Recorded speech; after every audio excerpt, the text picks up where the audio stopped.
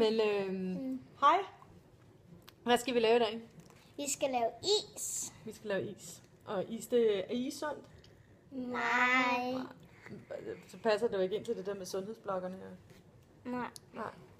Så det vi egentlig havde tænkt os, det var faktisk, at vi vil lave en vaffel, vi har købt ind til i Netto. Simple varer. For egentlig lige at regne ud, hvor mange kalorier der egentlig er i sådan en is. Og så kunne det egentlig være ret sjovt at se, hvor meget skal vi egentlig ud og bevæge os bagefter. Så det gør vi. Så nu går vi i gang med at kreere isen, og så får vi et resultat bagefter. Vi ses. Hej hej.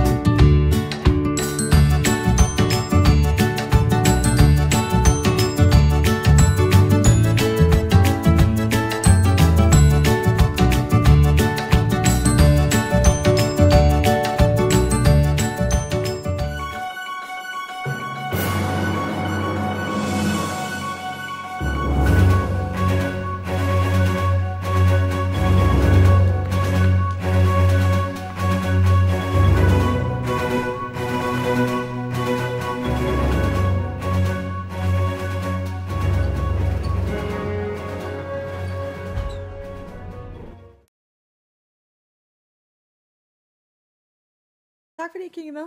Hej hej. Hej.